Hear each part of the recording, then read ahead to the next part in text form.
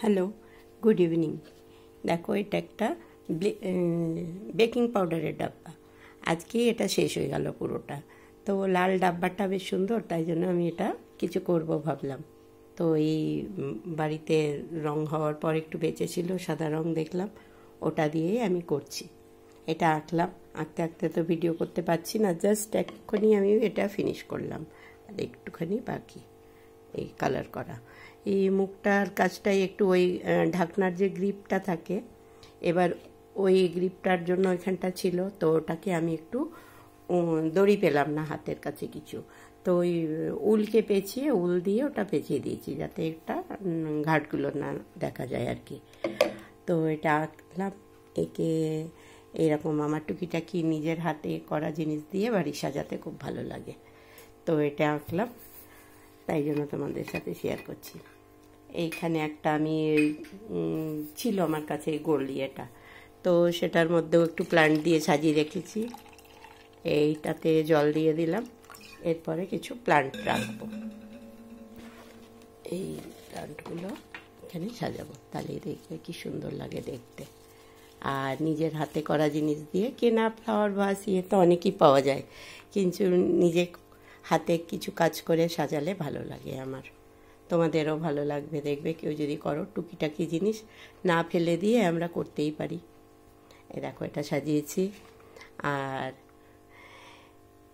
এটা তো কেনা ইয়ে ছিল, আমার বৌদি আমাকে জয়পুর থেকে এনে দিয়েছিল। ওই নিচের যেটা ইয়েটা দেখছো, তাও আমি একটু গাছ টাছ দিয়ে সাজাতে ভালোবাসি। কয়েকটা মানি প্ল্যান্টের ডগা রেখেছিলাম, দেখো কি সুন্দর গ্রোথ হয়ে গেছে, প্রতিটার নিচে শেকড় বেরিয়ে গেছে কিন্তু। আর এটার মধ্যে একটা বিটা ফিস ছিল আমার, মাছটাকে অ্যাকোরিয়ামে দিয়েছি, তো ওটা ফাঁকা ছিল, নিচে কটা নুড়ি দেওয়া আছে, দিয়ে নিয়ে এটাতে আমি সাজিয়ে রেখেছি। আর এইটা দেখো, এটা যেহেতু গোল বসবে না, তাই জন্য আমি একটা প্লাস্টিকের মধ্যে ওই সুতলিগুলো হয় না, ডিমের ইয়ে বাঁধা থাকে ওটা দিয়ে, এটা একটু খুলে গেছে, আমাকে আবার ঠিক করে নিতে হবে, এটা দিয়ে করেছি এটা বসানোর জন্য। এই সব ফেলে দেওয়া জিনিস দিয়েই করা যায়। আর এটা কেমন লাগছে তোমরা জানিও।